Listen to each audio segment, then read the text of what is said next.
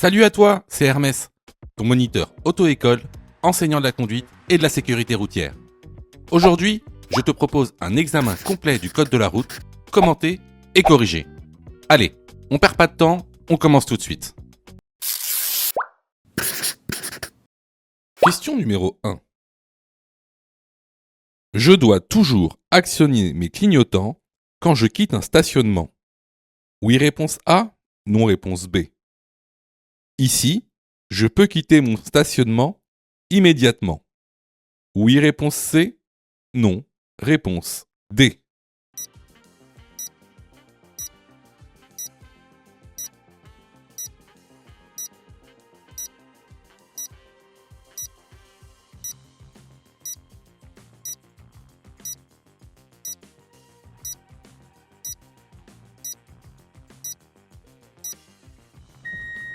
Alors, est-ce que je dois toujours actionner mes clignotants quand je quitte un stationnement?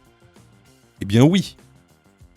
Il va falloir que vous préveniez les autres usagers de la route de votre intention de sortir de votre stationnement. Ensuite, ici, est-ce que je peux quitter mon stationnement immédiatement? Alors, si vous regardez le rétroviseur gauche, vous allez vous apercevoir que vous avez un vélo et un bus juste derrière. Alors ici, comment on fait pour quitter son stationnement? Ce que vous allez faire, c'est déjà, vous allez attendre que le vélo et que le bus passent. Une fois qu'il y aura personne sur votre rétroviseur, là, vous mettrez votre clignotant. Vous devrez alors vérifier votre angle mort, c'est-à-dire vérification en vision directe, et ensuite, vous allez pouvoir quitter votre stationnement en sécurité. Donc ici, les bonnes réponses sont les réponses A et D. Question numéro 2. La vignette critère permet d'évaluer le niveau de pollution de mon véhicule. Oui, réponse A. Non, réponse B.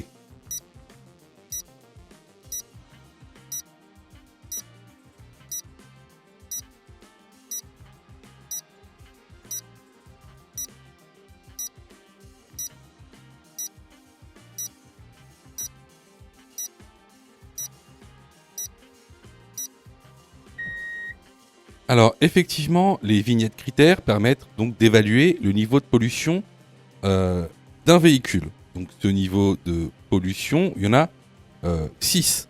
La première, en verte, ça concernera les véhicules électriques spécifiquement. Alors, grâce à ces vignettes, vous allez pouvoir circuler dans certaines zones, qu'on appelle les zones à faible émission, ou ZFE. Alors, comment ça va se matérialiser? Eh bien, à l'entrée de ces zones, vous allez avoir des panneaux de zone, d'accord, où il y a marqué circulation restreinte ou ZFE, d'accord. Et regardez bien ce panneau de zone, c'est une zone d'interdiction, c'est-à-dire que vous avez interdiction de circuler. En dessous, vous allez avoir des panonceaux qui vont préciser cette interdiction de zone. Par exemple, si on prend cet ensemble de panneaux, eh bien, la circulation sera restreinte, donc interdite, sauf, quand on regarde le panonceau, pour les poids lourds et les véhicules légers qui ont la vignette 1, 2, 3 et la vignette des véhicules électriques. Donc ici, la bonne réponse est la réponse A. Question numéro 3. La consommation d'alcool augmente le temps de réaction. Oui, réponse A.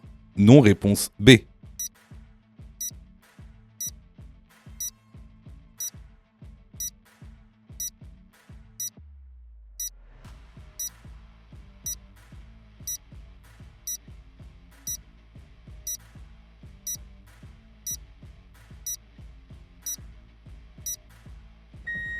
Alors, Oui, effectivement, la consommation d'alcool aura, entre autres, pour effet d'augmenter le temps de réaction. La bonne réponse ici est la réponse A. Question numéro 4. Je suis bien placé. Oui, réponse A. Non, réponse B. Je change de voix immédiatement. Oui, réponse C. Non, réponse D.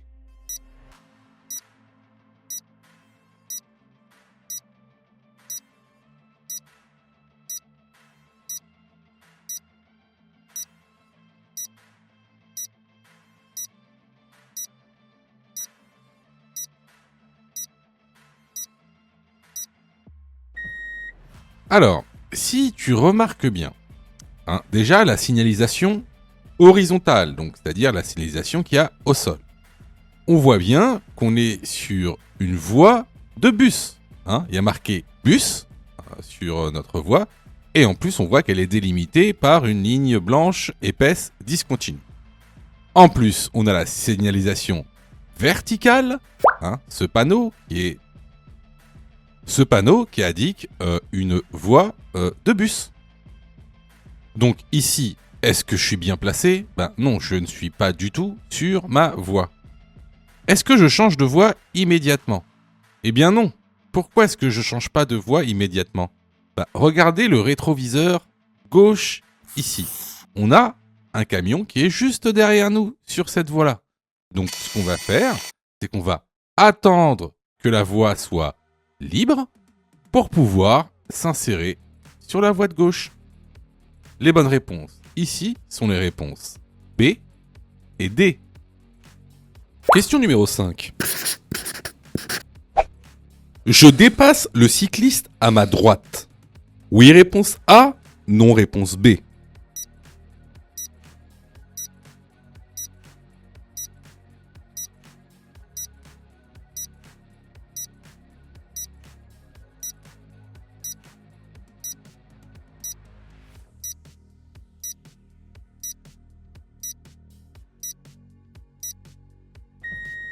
Alors, ici on a un cycliste à notre droite. Alors, vous devez savoir que pour dépasser un cycliste en agglomération, il faut laisser un intervalle de sécurité de 1 mètre. Regardez bien sur le rétro-gauche. Sur le rétro-gauche, on a une moto très proche de nous. Le problème qu'on va avoir ici, c'est que si je me dépasse à gauche pour respecter l'intervalle de sécurité avec le vélo, je risque tout bonnement de percuter la moto en interfile. Donc, dans cette situation, je ne dépasse pas le vélo. La bonne réponse ici est la réponse B. Question numéro 6. Un test urinaire peut être effectué par les forces de l'ordre pour détecter la consommation de stupéfiants. Oui, réponse A. Non, réponse B.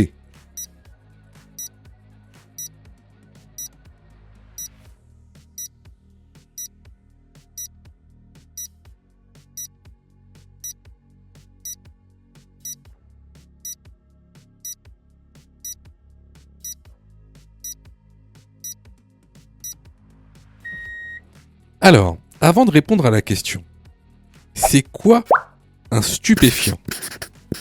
Ça a l'air facile comme ça, mais en fait, c'est beaucoup plus compliqué que ça en a l'air.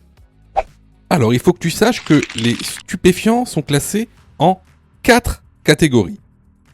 Tout d'abord, les substances cannabinoïdes, ou appelées aussi THC. En général, ces substances sont faites avec des feuilles de chanvre. Vous avez également les substances qu'on dit opiacées. Alors, les opiacés, c'est fait avec des graines de pavot. Ensuite, on a les substances cocaïniques, en général la cocaïne, qui sont faites, elles, avec des feuilles de coca. Et en dernier lieu, on a les stupéfiants, qui sont des drogues de synthèse, qu'on appelle les amphétamines. Alors, effectivement, les forces de l'ordre peuvent, selon certaines conditions, effectuer un test urinaire pour savoir si vous avez consommé des stupéfiants ou non. Alors, ce test se présente comme cette languette blanche que vous voyez, donc avec tout à gauche THC, ensuite morphine, ça c'est pour tout ce qui est opiacé, coke pour cocaïne, et tout à droite AMP pour amphétamine. Si le test est négatif, alors il y aura 2 traits rouges. Si le test est positif, il y aura un seul trait rouge. Donc, ici, la bonne réponse est la réponse A. Question numéro 7. Les personnes âgées représentent une grande part de la mortalité chez les piétons. Oui, réponse A. Non, réponse B.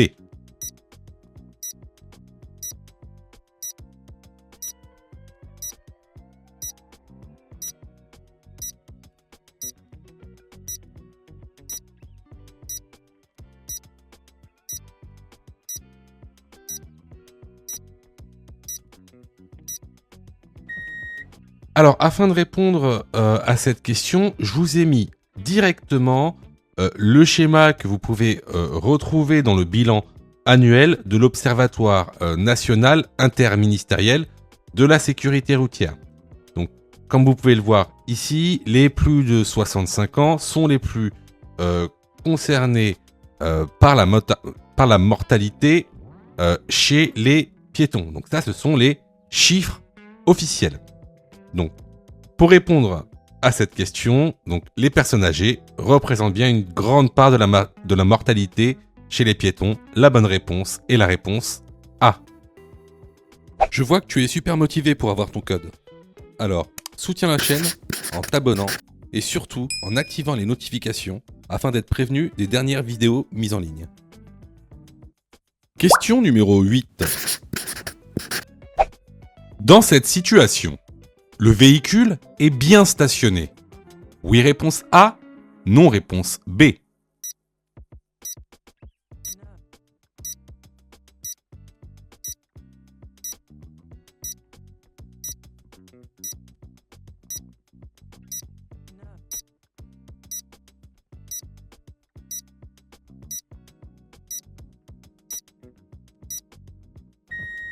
Alors, avant toute chose, il faut que tu saches qu'il y a plusieurs sortes de stationnements interdits.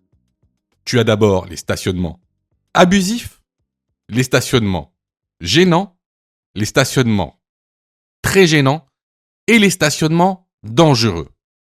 Ici, comme tu le remarques sur l'image, le véhicule est garé sur un passage piéton. C'est donc un stationnement très gênant. Alors, un stationnement très gênant est sanctionné par une contravention de 4e classe, c'est-à-dire une amende de 135 €. Alors, attention, parce que tu peux également être sanctionné d'une immobilisation du véhicule si tu ne déplaces pas ton véhicule à temps. Donc, ici, pour répondre à la question, dans cette situation, le véhicule n'est pas bien stationné. La bonne réponse est la réponse B. Question numéro 9.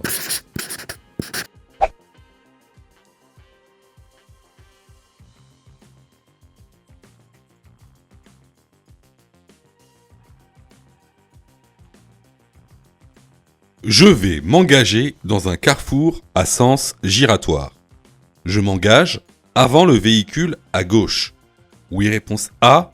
Non, réponse B.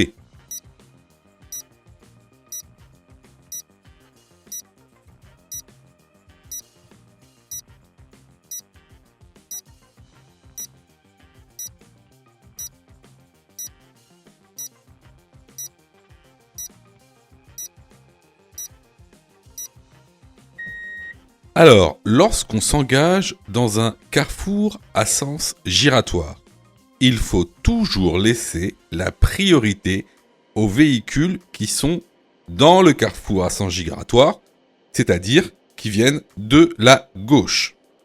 Alors, comment ça se passe concrètement ? Quand on arrive au niveau des traits épais qui délimitent le céder le passage, hein, ben, on fait très attention à ce que dans cette zone du carrefour à sens giratoire, il n'y ait personne afin que je puisse m'engager. Donc, ici, pour en revenir à la question, je vais devoir m'engager après le véhicule à gauche. La bonne réponse est la réponse B. Question numéro 10. Je m'engage dans un sens giratoire. Je passe avant le véhicule gris à gauche. Oui, réponse A. Non, réponse B.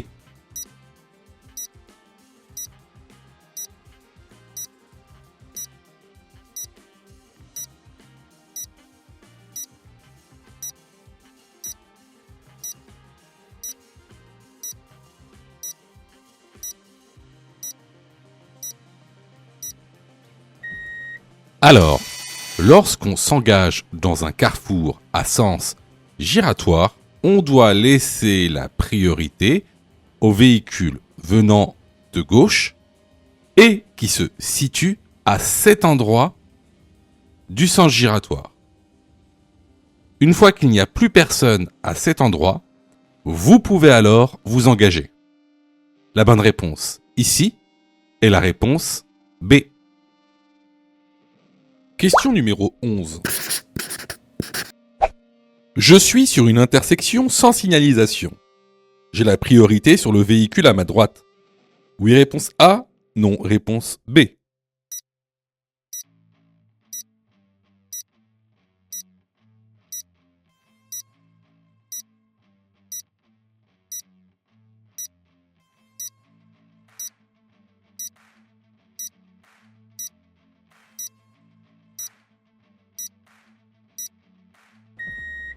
Bah, ici, vu qu'on s'engage sur une intersection sans signalisation, alors la règle qui prime, c'est la règle de la priorité à droite. Donc, c'est le véhicule à ma droite qui a la priorité. La bonne réponse ici est la réponse B. Question numéro 12. Le camion se rabat sur ma voie. Réponse A. J'accélère. Réponse B. Je ralentis. Réponse C. Je maintiens mon allure.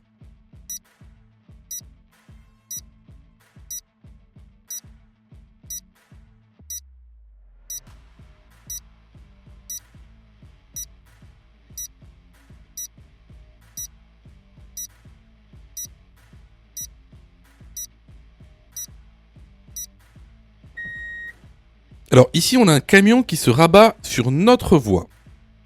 Alors, si j'accélère, qu'est-ce qui va se passer ? Si j'accélère, je vais rentrer en collision directe avec le camion. Et en plus, ce sera moi le fautif. Ensuite, est-ce que je maintiens mon allure ? Si je maintiens mon allure, c'est vrai, il ne va pas y avoir de collision et le camion pourra s'insérer. Cependant, regardez bien, si je maintiens mon allure, ma distance de sécurité ne sera pas suffisante. Parce que déjà, ici, il n'y a même pas une seule ligne de rive qui nous sépare. Or, pour une distance de sécurité réglementaire, il en faut 2.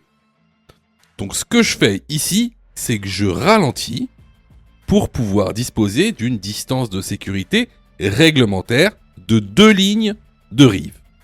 La bonne réponse ici est la réponse B. Question numéro 13. J'ai perdu l'usage d'une de mes mains. Réponse A. Je ne pourrai plus jamais conduire. Réponse B. Après approbation par un médecin agréé et adaptation du véhicule, j'ai une chance de pouvoir reconduire.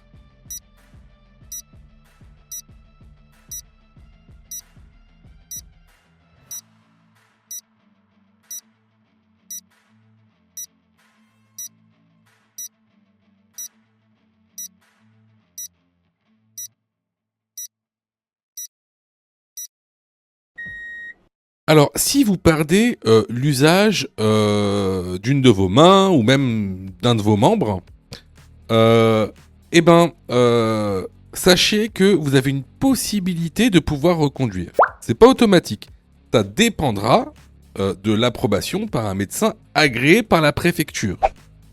Une fois que vous avez cette approbation, vous allez pouvoir reconduire après avoir adapté votre véhicule à votre handicap par une société spécialisée. Vous pouvez pas le faire vous-même. Alors à quoi ça ressemble ? Bah vous voyez, ça ressemble par exemple à cette photo. Ou alors à celle-ci. Celle-là. Ou encore celle-ci. Donc, pour répondre à la question, si j'ai perdu l'usage d'une de mes mains, je pourrais reconduire après approbation par un médecin agréé et adaptation du véhicule. La bonne réponse est la réponse B. Question numéro 14. Le camion roule à faible allure. Réponse A. Je le dépasse par la droite. Réponse B. Je ralentis.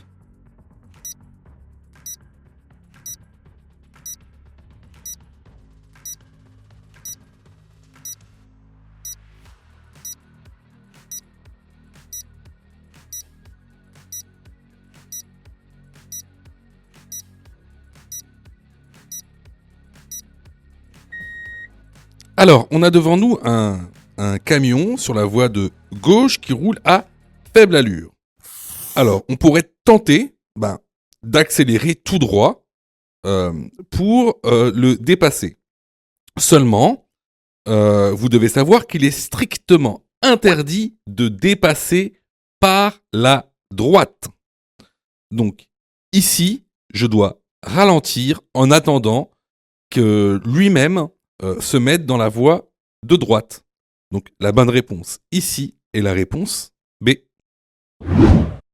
Sais-tu que Mon Code de la route est aussi une plateforme pédagogique qui te permet de passer ton examen du code à partir de seulement 9,90 €. Et on a même conçu, spécialement pour toi, un programme qui te permet d'obtenir ton code en un temps record.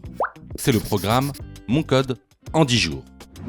Avec un calendrier de révision personnalisé, un contenu pédagogique par thème conforme à la nouvelle réforme, des nombreux tests d'examen blanc issus de l'examen officiel, accessible sur smartphone, tablette et PC durant 1 an et en accès illimité. Et surtout, cette formation est 100% remboursée en cas d'échec à l'examen. Alors, si tu souhaites obtenir ton code du premier coup sans te ruiner et sans risque, rejoins notre programme en cliquant sur le lien en description de la vidéo. Pour ça, tu as juste à cliquer sur le lien en description et à choisir ta formule. Question numéro 15. Le bus tourne sur ma rue. Il risque d'empiéter sur ma voie. Oui, réponse A. Non, réponse B.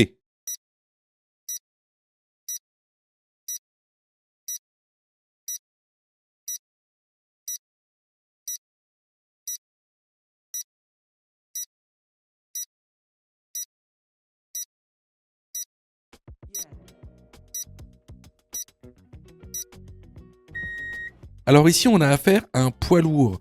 De par leur grande dimension, ils ont un rayon de braquage bien plus grand que celui d'une voiture. Donc, effectivement, ils risquent d'empiéter sur ma voie. La bonne réponse ici est la réponse A. Question numéro 16. Je peux envoyer des messages avec mon téléphone au volant. Oui, réponse A. Non, réponse B.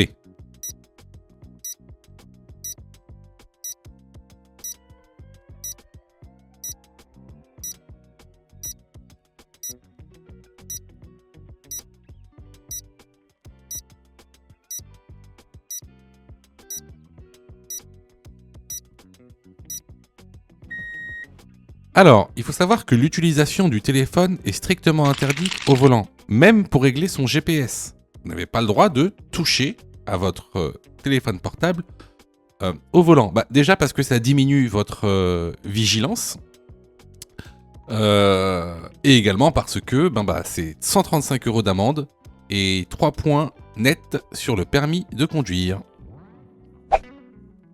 La bonne réponse est la réponse B. Question numéro 17. J'ai la priorité. Oui, réponse A. Non, réponse B. Je m'engage. Oui, réponse C. Non, réponse D.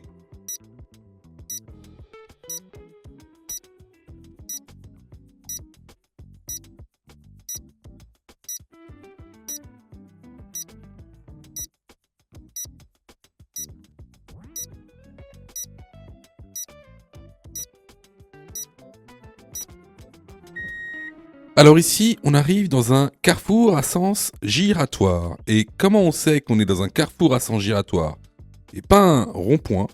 C'est tout simplement parce que le marquage au sol montre un céder le passage. Et il montre un céder le passage au véhicule venant de gauche. Donc ici, je n'ai pas la priorité. Est-ce que je m'engage dans le carrefour à sens giratoire? Donc, rappelez-vous de ce qu'on a vu dans la formation.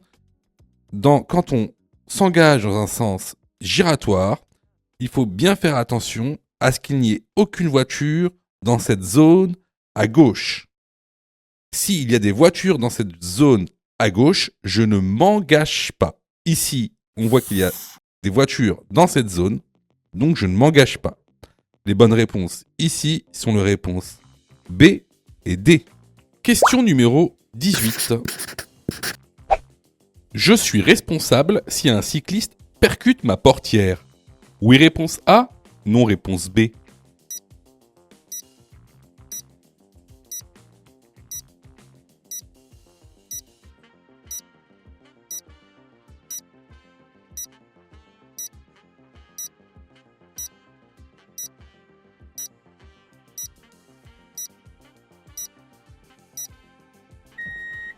Alors, lorsque vous êtes à l'arrêt ou en stationnement et que vous ouvrez votre portière, ou qu'un usager dans votre véhicule ouvre sa portière, vous êtes tenu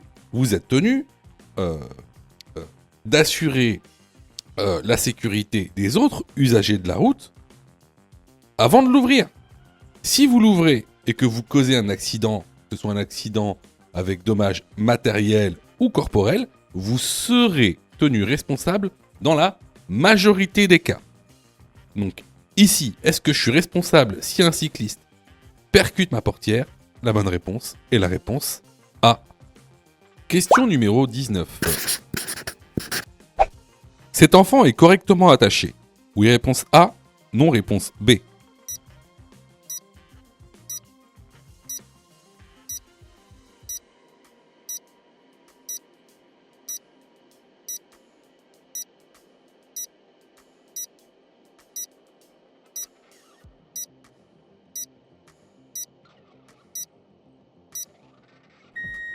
Alors oui, ici l'enfant est correctement attaché. Pourquoi?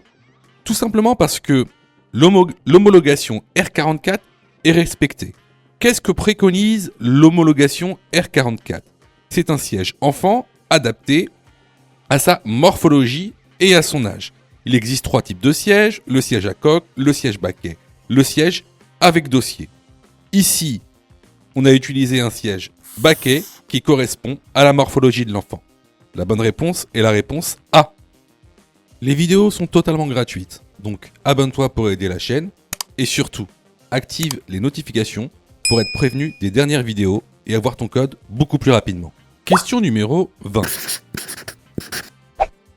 Je suis dans un état de fatigue prononcé. A. Je bois un café. B. Je me repose.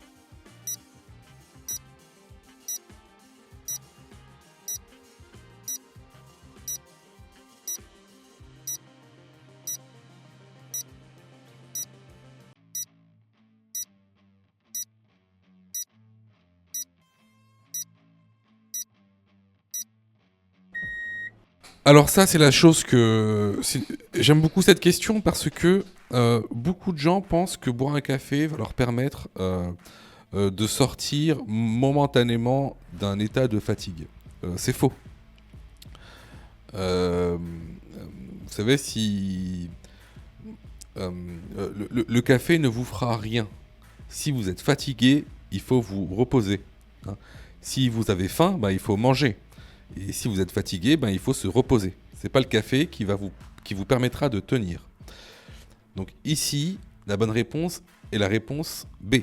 Question numéro 21. Je peux passer? Oui, réponse A. Non, réponse B.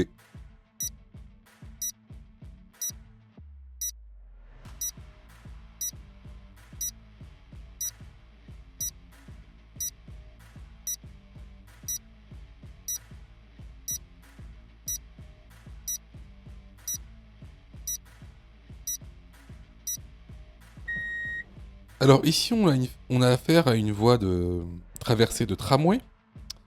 On peut voir que les feux ne clignotent pas, donc aucune obligation de s'arrêter. Est-ce que je peux passer? Oui, réponse A. Question numéro 22. Je suis témoin d'un accident avec dommages corporels. Lorsque j'alerte les secours, je dois leur communiquer. Réponse A, l'identité de la victime. Réponse B, l'état de la victime. Réponse C, le lieu exact de l'accident.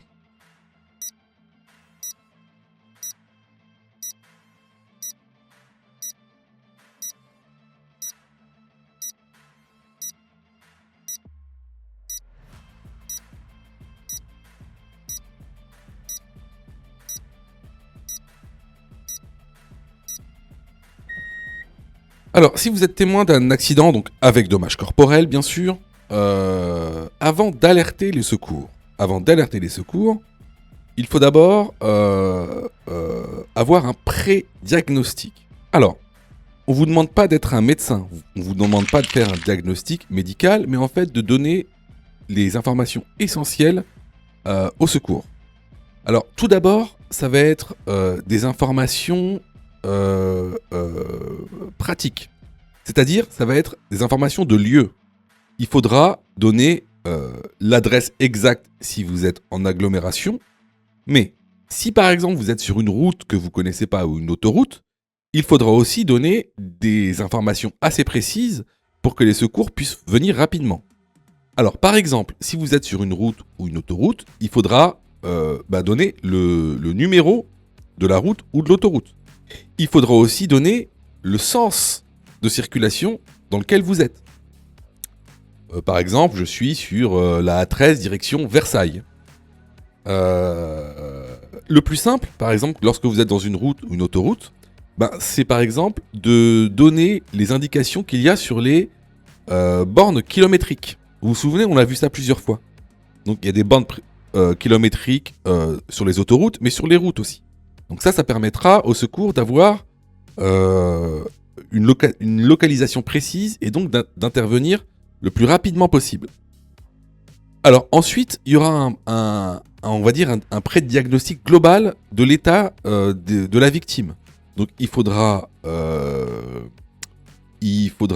donner comme information, donc est-ce que la victime est consciente ou non? Est-ce que la victime respire ou non? Est-ce que la victime peut se déplacer ou non? Est-ce que la victime a une hémorragie externe ou non? Voilà. Donc c'est un pré-diagnostic, on va dire, global. Donc ici, pour répondre à la question, est-ce qu'on donne l'identité de la victime? Non. Clairement, ça n'a aucune importance de donner le nom, le prénom, la date de naissance de la victime. Par contre, donner l'état de la victime et le lieu exact de l'accident, c'est primordial. Donc ici, les bonnes réponses vont être les réponses B et C. Alors, attention, tout ce qui est dit sur cette chaîne concernant les secours, les premiers secours à la personne ne sont valables que pour l'examen du code de la route. C'est de la théorie pure. Pourquoi je vous dis ça? Parce qu'en fait, dans la réalité, il y a plein de cas particuliers. Donc, si vous voulez savoir comment réellement secourir une personne, il faut passer votre brevet de secourisme. D'accord? Donc, ce qui est dit ici n'est valable que pour passer l'examen du code de la route, car c'est de la théorie. On ne fait que balayer les grandes lignes.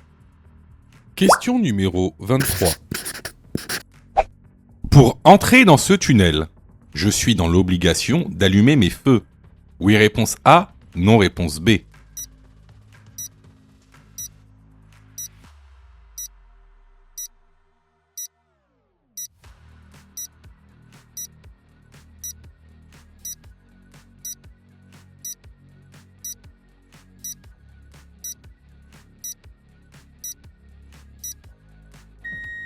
Alors oui, comme tu le vois ici, on a un panneau d'obligation qui indique « Allumez vos feux ». Je suis donc dans l'obligation d'allumer mes feux après ce panneau pour pouvoir entrer dans le tunnel. Les feux qu'on doit allumer, ce sont les feux de croisement. La bonne réponse ici est la réponse A. Question numéro 24. Je roule à la vitesse maximale autorisée. A. Je me rabats. B. J'accélère. C. Je maintiens mon allure et je reste sur ma voie.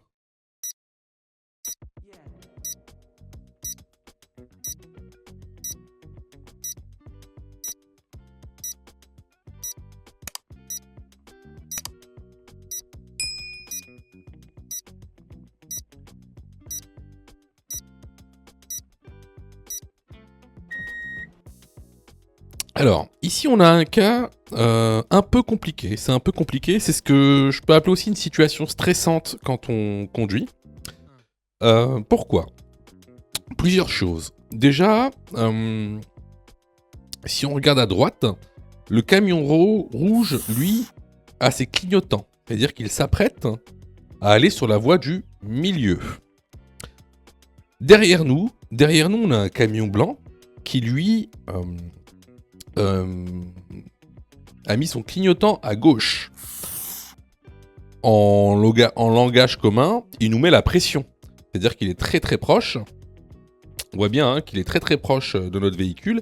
Et en plus de ça, il met son clignotant à gauche. Comme pour nous dire de se rabattre pour qu'il puisse accélérer sur cette voie. Et en plus, on voit sur le côté droit du rétroviseur une autre voiture qui est pas très loin de nous sur la voie du milieu. Bref, tous ces faits matériels sont un peu compliqués à gérer. Alors, il y a une chose à savoir, c'est que la question nous dit qu'on roule à la vitesse maximale autorisée. Donc on ne peut pas aller plus vite. Donc aller plus vite serait une infraction. Donc déjà la réponse B, on peut l'enlever. Ensuite, est-ce qu'on peut se rabattre ? Bah, non.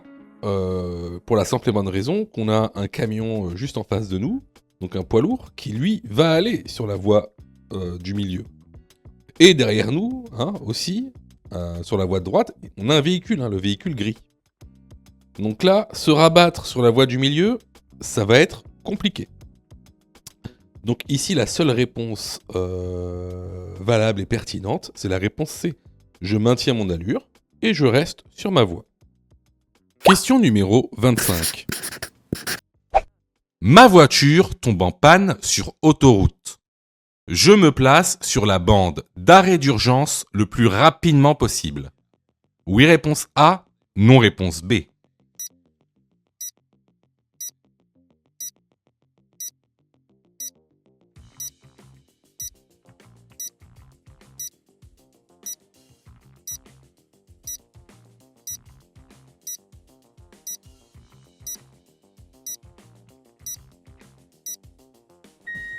Alors, question très intéressante parce que vous faites beaucoup d'erreurs dans ce cas précis. Alors, c'est quoi la procédure lorsqu'on tombe en panne sur autoroute ?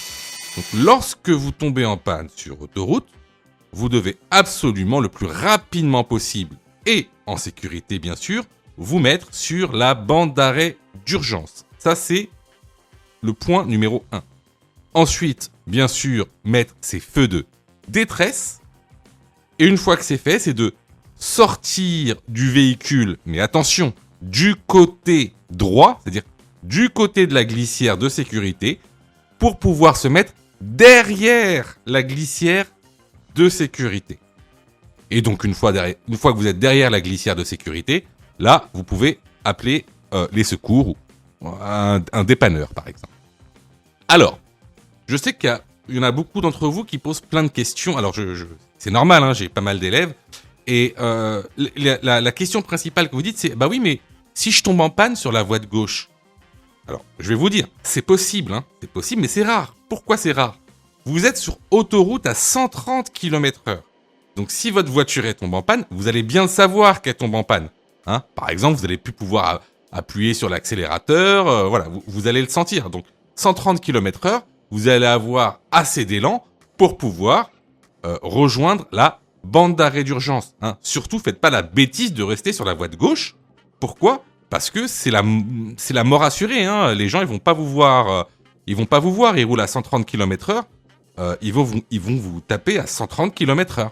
Hein. Donc ne faites jamais ça. Ne restez jamais sur la voie de gauche ou la voie du milieu. Autre chose, il y a beaucoup d'élèves qui disent t'as oublié un truc. Là, je leur dis mais qu'est-ce que j'ai oublié ? Dites-moi. Il fait t'as oublié le triangle de présignalisation. Il faut mettre le triangle de présignalisation. Eh bien, non. On est sur autoroute. Il est strictement interdit de mettre un triangle de présignalisation 30 mètres en amont du véhicule. Pourquoi ? Parce qu'il est tout simplement interdit de circuler à pied sur autoroute. C'est interdit. Hein. Donc, on ne met jamais de triangle de présignalisation lorsqu'on est en panne sur autoroute. Donc, ici, la bonne réponse est la réponse A. Alors, clairement, ici, c'était une question basique, une notion de cours basique. Donc, si tu as eu faux à cette question, je t'encourage vivement à aller te former sur notre plateforme de formation ou ailleurs. Alors, surtout, ne te dis pas « Ah c'est pas grave, les examens blancs vont justement m'aider à apprendre le code. » Faux. Les examens blancs ne servent pas à apprendre le code. Les examens blancs servent à tester si tu as, oui ou non, assimilé le contenu pédagogique. Alors, quelle est la meilleure méthodologie pour passer le code ? C'est-à-dire, quelle est la meilleure méthodologie pédagogique ? Alors, tout d'abord, il va falloir apprendre les cours par thème. Hein. Vous savez, il y a aujourd'hui 10 thèmes avec la nouvelle réforme. Une fois que tu auras appris ces 10 thèmes et tous les contenus de ces 10 thèmes, alors tu pourras passer à des exercices d'entraînement par niveau de difficulté. Tout d'abord les exercices faciles, les exercices moyens et les exercices difficiles. Une fois ce travail effectué, là, tu pourras t'exercer à faire des examens blancs. Surtout, ne pense pas que les examens blancs vont t'aider à apprendre. Ce n'est pas vrai. Et d'ailleurs, c'est pour ça que beaucoup de gens ratent leur code de la route. N'oubliez pas que le taux de réussite au code de la route est d'environ 60%. C'est-à-dire qu'il y a quasiment 40% des personnes qui échouent au code de la route, justement parce qu'ils n'ont pas la bonne méthodologie pédagogique. Donc ici, si tu t'es trompé à cette question, je t'encourage vivement à venir sur notre plateforme pédagogique et à participer à la formation. Pour ça, tu as juste à cliquer sur le lien en description et à choisir ta formule. Question numéro 26. Le réservoir du liquide de refroidissement se trouve. Réponse A en A. Réponse B en B. Le niveau se vérifie sur un sol. En pente, réponse C. Plat, réponse D.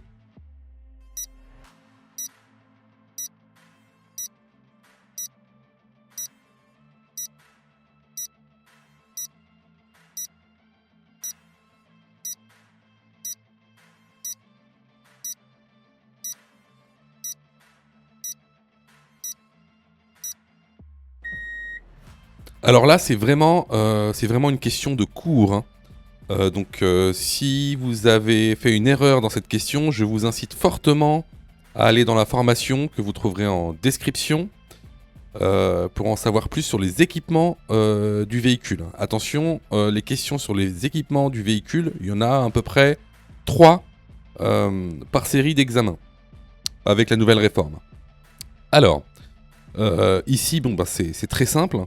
Donc le liquide de refroidissement se trouve en B, le bouchon noir, et le bouchon bleu, représente le bouchon du réservoir du lave-vitre. Alors, le niveau se vérifie toujours sur un sol à plat. Donc ici, les bonnes réponses seront les réponses B et D. Question numéro 27. Je roule à la vitesse maximale autorisée. Oui, réponse A. Non, réponse B.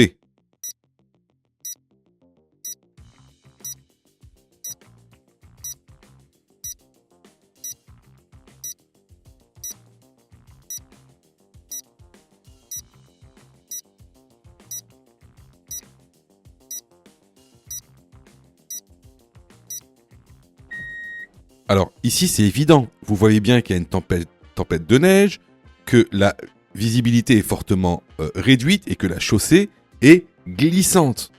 Donc ici effectivement on ne va pas rouler à la vitesse maximale autorisée, on va rouler à une vitesse adaptée. C'est quoi une vitesse adaptée? On roule comme on peut, à la vitesse à laquelle on peut rouler. Hein. Et même parfois, vous allez voir, cas très rare, vous allez être obligé même de vous arrêter. Hein, tellement ça va être compliqué que vous ne verrez plus rien. Donc ici, la bonne réponse est la réponse B. Question numéro 28. Je peux déclarer un accident matériel via un e-constat. Oui, réponse A. Non, réponse B.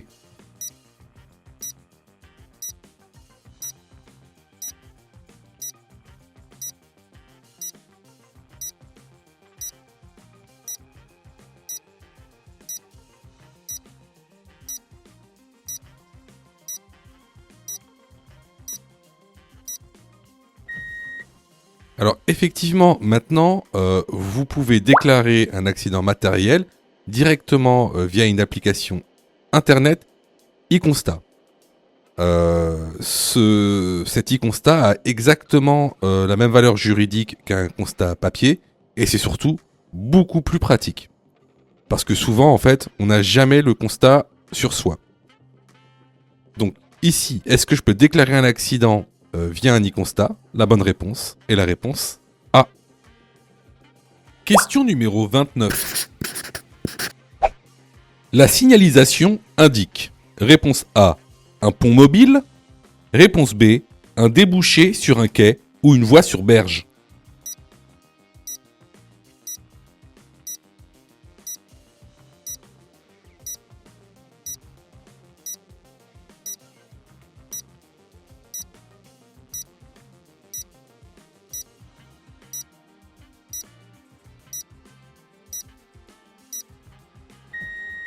Alors, ce panneau de danger annonce un débouché sur un quai ou une voie sur berge.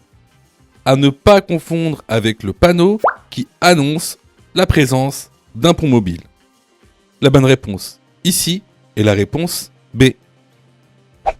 Si tu aimes le contenu, alors prends quelques secondes pour liker la vidéo. C'est très important. Cela nous permet d'être mieux référencés et donc de te présenter encore plus de vidéos pour que tu puisses obtenir ton code le plus rapidement possible. Question numéro 30. Je vais croiser ce piéton. Je dois laisser une distance de A, 1 mètre, B, 1 mètre 50.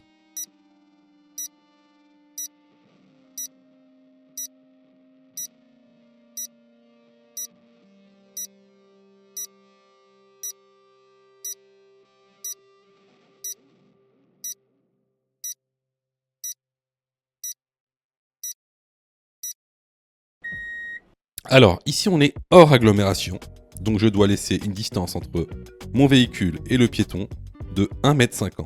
La bonne réponse est la réponse B. Question numéro 31.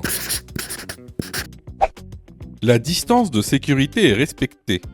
Oui, réponse A, non, réponse B.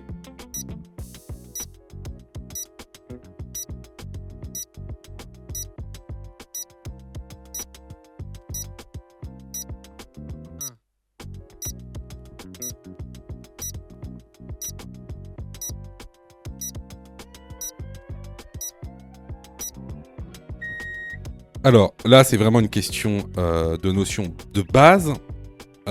Donc, pour savoir si notre distance de sécurité est réglementaire, eh bien, on regarde les lignes de rive. Alors, comme toujours, hein, si on veut savoir si on respecte les distances de sécurité, on regarde les lignes de rive à droite. Pour qu'elles soient respectées, il nous faut 2 lignes de rive. Ici, on s'aperçoit qu'on a les deux lignes de rive avec le véhicule qu'il y a devant nous. Donc la distance de sécurité est respectée. La bonne réponse ici est la réponse A. Question numéro 32. Je fais descendre les enfants du côté trottoir. Oui, réponse A. Non, réponse B.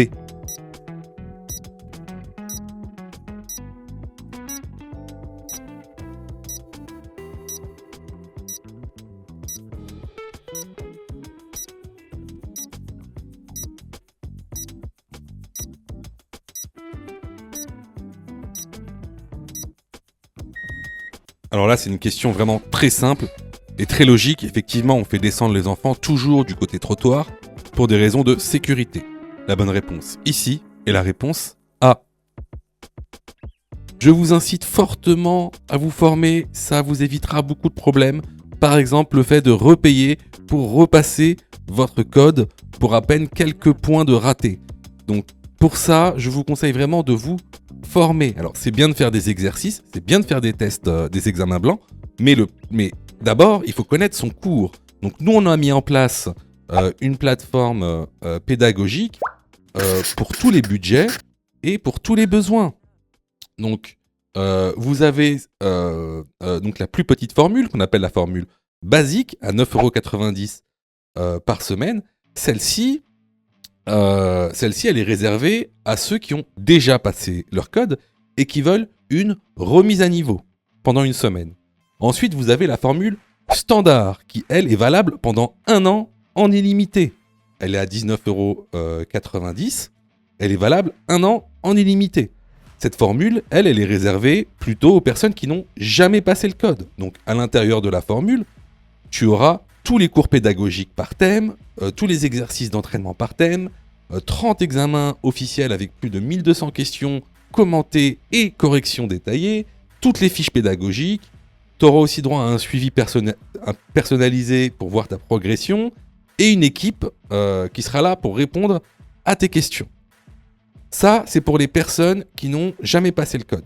Ensuite, vous avez pour ceux qui veulent obtenir leur code rapidement, vous avez la formule Mon code en 10 jours qui vous permet de passer votre code en 10 jours. Alors, cette formule-là, elle est spécifique. Elle a des modules pédagogiques spécifiques, accélérés, des fiches mémotechniques, des cours condensés avec l'essentiel, des exercices pédagogiques d'entraînement et un calendrier d'apprentissage personnalisé. Bien sûr, tu auras le droit à tous les cours pédagogiques aussi, toutes les fiches pédagogiques, tous les examens officiels, les 1200 questions commentées et détaillées. Et tu auras aussi un suivi personnalisé. Donc cette formation, elle est aussi valable pendant 1 an en illimité. Et en plus, elle est remboursée à 100% si tu échoues ton code. Donc tu auras juste à envoyer la preuve de ton échec et tu seras automatiquement remboursé. Ensuite, on a une dernière formule. Ça, c'est plutôt pour les personnes qui viennent d'arriver en France et qui aimeraient avoir des informations sur le passage du code et le passage du permis. Par exemple, les différents types de permis qui existent. Le permis normal, le permis accompagné, le permis encadré, le permis supervisé. Et aussi, si tu veux savoir comment tu peux te faire financer ton permis de conduire.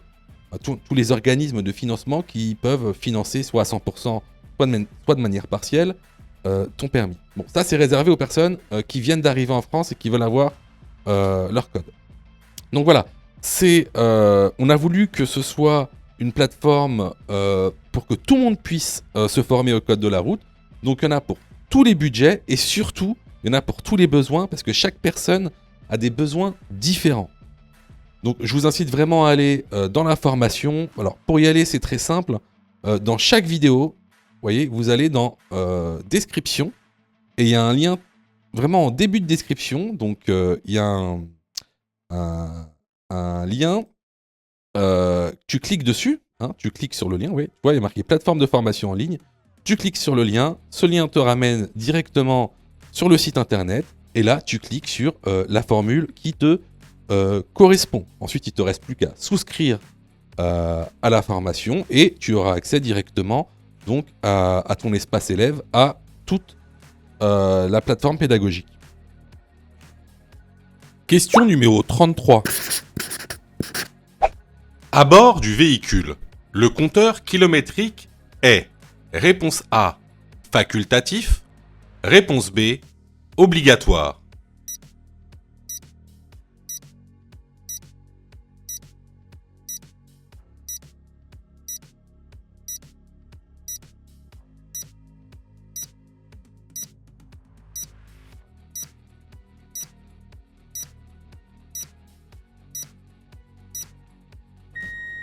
Alors effectivement, le compteur kilométrique est obligatoire à bord d'un véhicule et il faut qu'il soit en état de marche.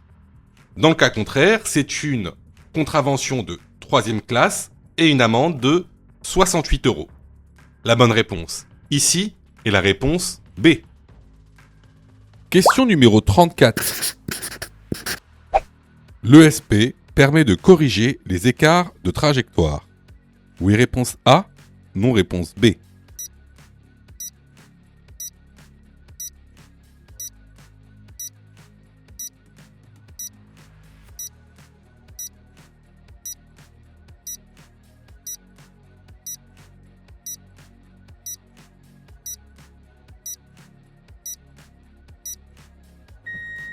Alors, l'ESP est une aide à la conduite.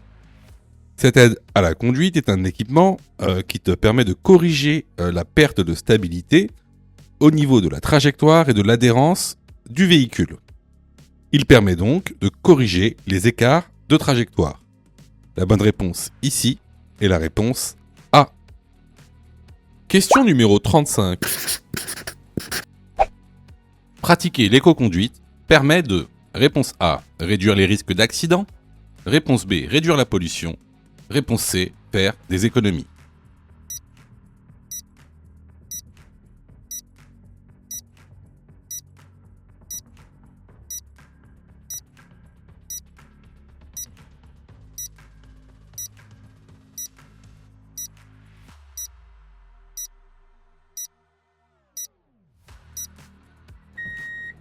Alors, comme son nom l'indique, l'éco-conduite, c'est une conduite économique et écologique. Donc, elle permet donc de réduire la pollution et de faire des économies de carburant. Donc, elle ne va jamais vous permettre de réduire les risques d'accident. Donc, ici, les bonnes réponses sont les réponses B et C. Les vidéos sont totalement gratuites. Donc, abonne-toi pour aider la chaîne. Et surtout, active les notifications pour être prévenu des dernières vidéos et avoir ton code beaucoup plus rapidement. Question numéro 36. J'ai perdu tous mes points en période probatoire. Je dois repasser l'épreuve pratique et théorique. Oui, réponse A, non, réponse B.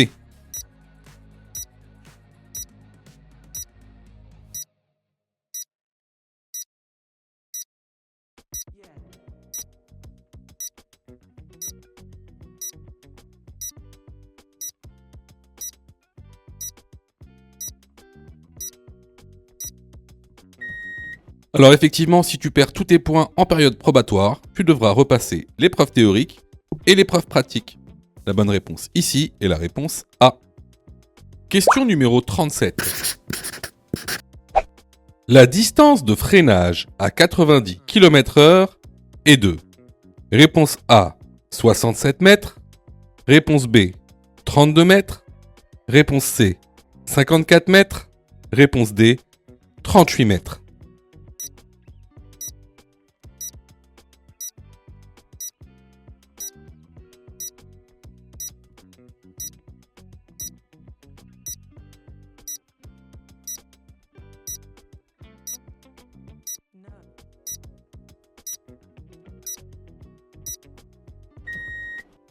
Alors, il faut que vous sachiez qu'il y a 4 distances à connaître pour passer votre code de la route. Si vous ne savez pas les calculer, ne pensez pas à passer votre code.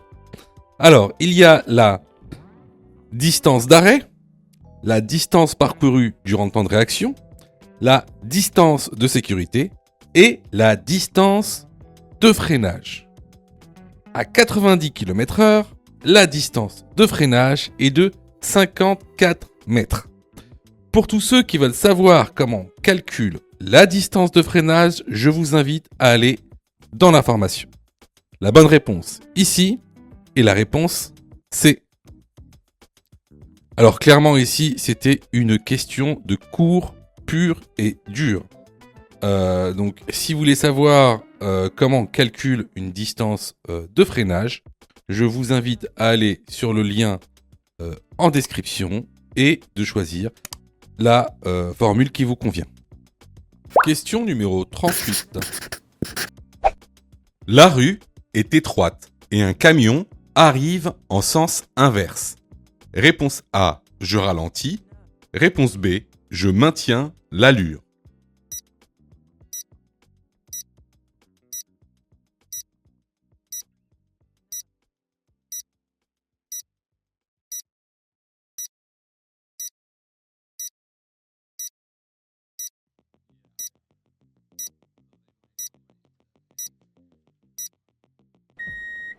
Alors, comme tu le vois ici, on est sur une rue à double sens de circulation.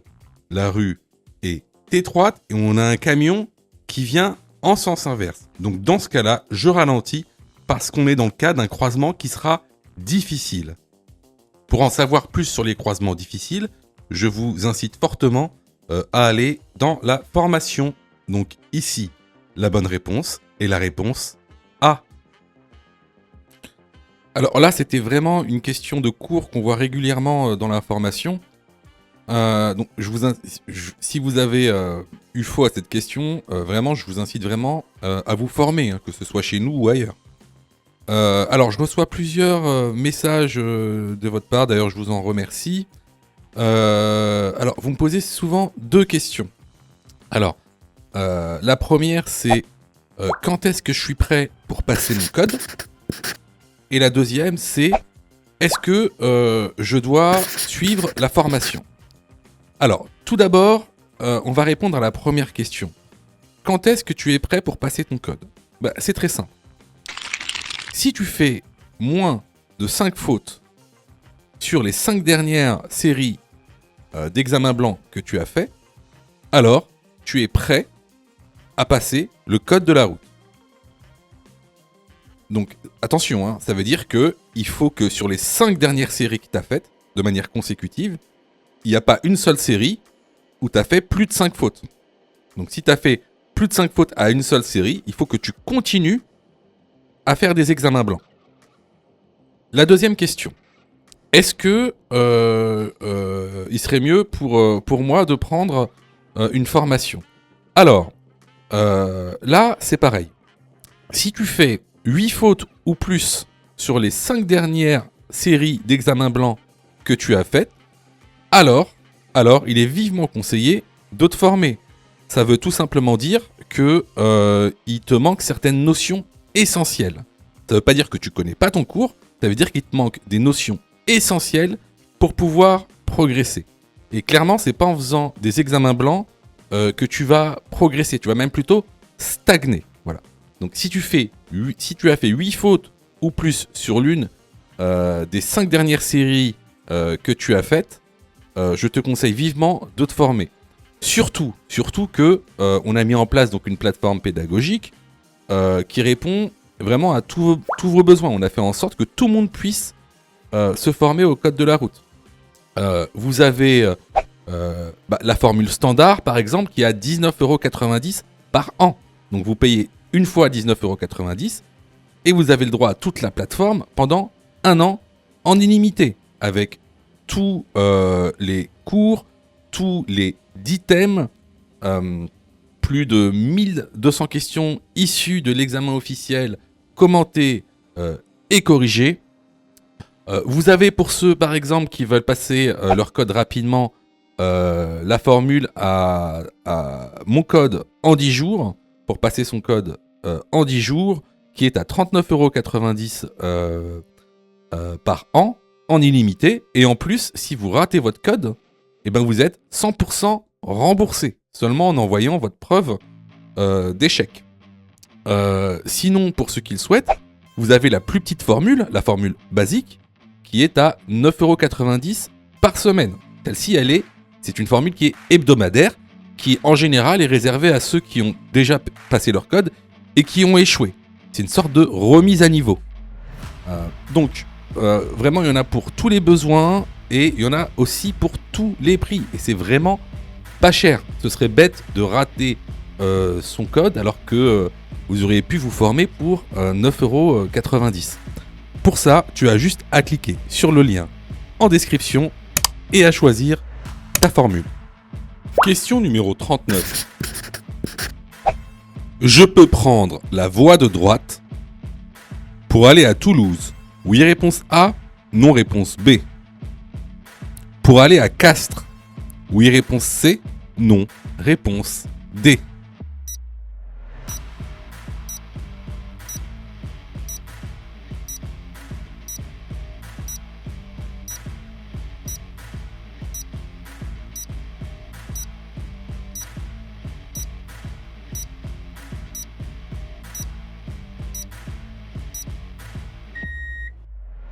Alors, deux choses ici.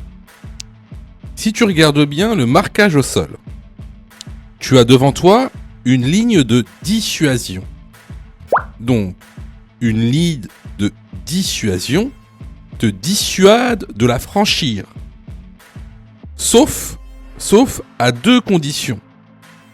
Pour dépasser un véhicule lent et pour te rabattre après avoir dépassé un véhicule lent. Ce sont les deux seules conditions pour franchir cette ligne. Alors, regarde ici. En plus de ça, en haut à droite, sur le rétroviseur, tu vois que on a un camion qui est sur la voie de droite. Donc, ici, pour aller à Toulouse, est-ce que je peux prendre la voie de droite ? Non, je ne peux pas prendre la voie de droite car ligne de dissuasion plus une voiture, un camion sur cette voie. Est-ce que je peux aller à Castres ? Sûrement pas. C'est une ligne de dissuasion, donc on ne la franchit pas pour aller à Castres. Donc ici, les bonnes réponses sont les réponses B et D. Question numéro 40. Je dépasse le vélo. Oui, réponse A. Non, réponse B. J'active mes feux de détresse pour prévenir d'un ralentissement. Oui, réponse C. Non, réponse D.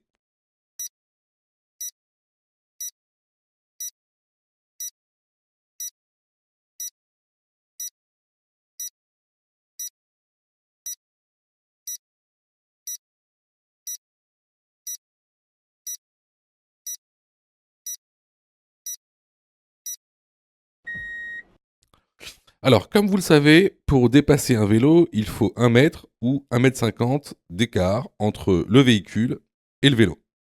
Alors ici, on n'a pas d'informations concernant l'endroit. On ne sait pas si on est en agglomération ou hors agglomération. Nous, ce sera 1,50 m ou 1 mètre.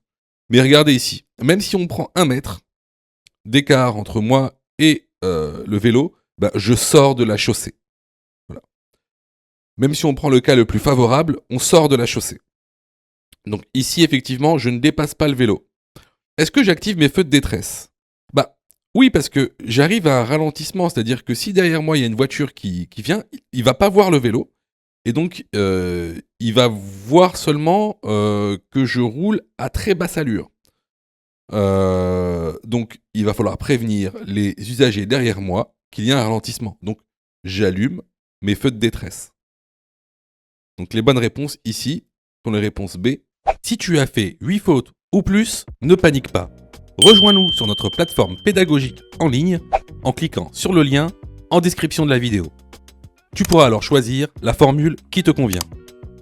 N'oublie pas de liker la vidéo et de t'abonner pour recevoir toutes les dernières notifications. Tu peux aussi continuer à t'entraîner en cliquant sur l'une des vidéos qui s'affichent.